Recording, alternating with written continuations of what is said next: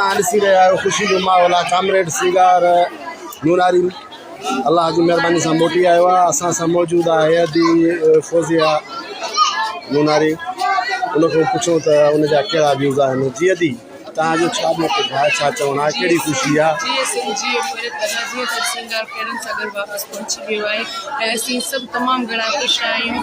बल्कि तव्हां ॾिसो था त असांजो सॼो घर बि भरियल आहे सिंगार जे जेको बाज़ियाती आहे उनजे लाइ।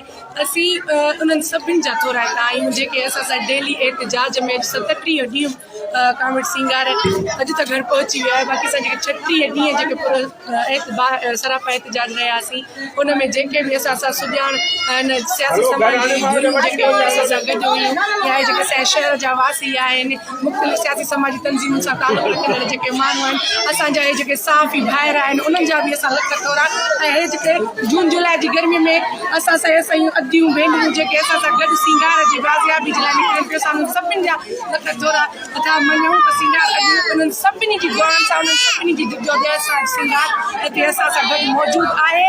ऐं ॿियो इहो बि चवंदासीं त असीं पुरअमन शहरी आहियूं ऐं असीं पुरअमन सियासत कई आहे ऐं असीं ईअं ई ज़ुल्म जे ख़िलाफ़ उथंदा रहंदासीं ऐं पुरअमन सियासत कंदा रहंदासीं पर जमहूरी अंदाज़ सां ऐं पुरअमन तरीक़े सां। जी नाज़रीन जीअं तव्हां ॿुधो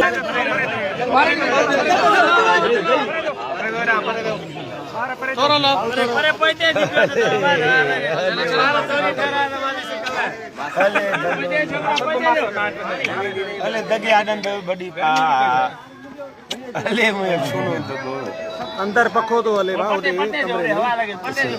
हिते गर्मी आहे बिगोड़नि था माण्हू मिली सके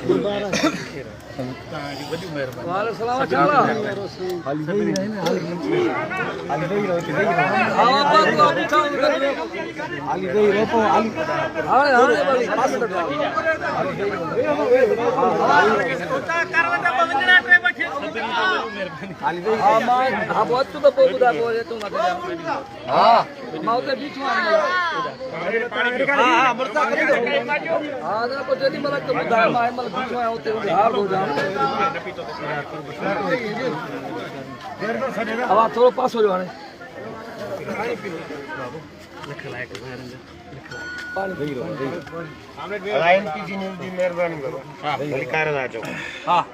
मेहरबानी मेहरबानी मेहरबानी फोन करने जी मेहरबानी